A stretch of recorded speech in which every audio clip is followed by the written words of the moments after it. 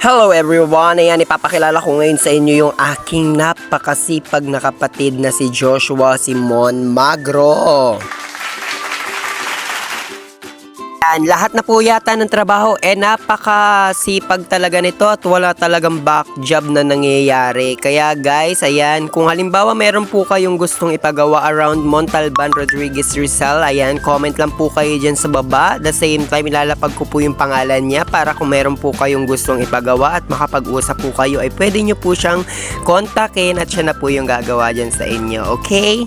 So yan guys, as you can see, ayan, gumagawa siya ng mga metal paring para po dun sa gagawin naming divider dito sa kusina. Kasi wala nga kaming lalagyanan dito ng mga gamit. So gagawa niya po yan ng estante dyan guys. So talagang sa ginawa niya talaga napahanga talaga ako kasi napakabata pa nila. Ayan, pamangalawa siya sa bunso namin pero napakagaling niyang gumawa ng mga ganitong mga gawain. Kaya naman talaga I suggest na kung magpapagawa kayo ay mag-comment kayo dyan at the same time tutulungan ko kayo para maging maganda rin yung inyong mga bahay. Oo. Tapos sabayan nyo na rin po, gawin nyo na po akong katulong kasi napakalinis ko sa bahay. Charis!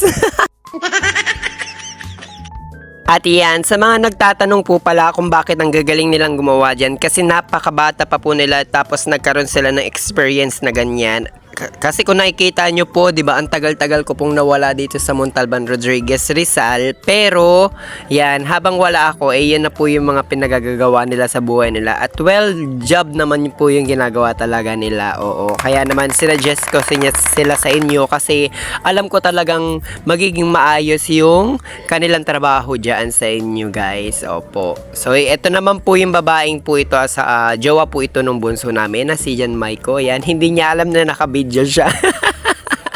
Oh, di ba? Ang ganda-ganda niya. Oh, perfect. So yan dyan, inaayos niya na po yung paglalagyan. At the same time po, sinusukat niya kung tama na po yung paglalagyan po niya ng mga metal paring para po maging maganda po yung magiging kalabasan. At talaga naman po talagang solid na solid po yung ginawa niya talaga at mamaya makikita nyo po yan. So ayan, nire-resize niya na po pala yung yung mga metal paring na po na ginawa niya. At the same time po, dinodoble niya po talaga yung mga lock para po maging matibay po siya at maging long lasting po yung paggamit po natin. Ayan. So napakasipag talaga niya guys, kaya wala akong masabi. Kaya kunin niyo na po siya kung may mga gusto po kayo patrabaho, di pagawa niyo na po sa kanya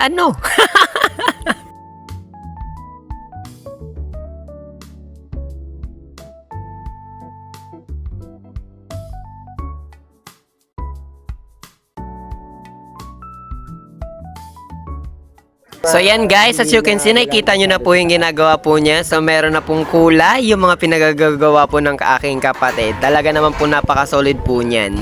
Kung may tagagawa, may tagalamon. Ayan, lahat ng pinagtatrabahuhan niya po talaga ay napupunta po sa bata na yan. Yan po yung anak ni Joshua. So yan guys, maraming salamat po sa inyong panonood po. At the same time po makikita nyo na lang soon itong bahay na to ay napakaganda na talaga guys. Tapos napaka-sweet pa ng bata na yan. Talaga naman. Diba? Sino ba naman di matutuwa? Okay, ingat po guys!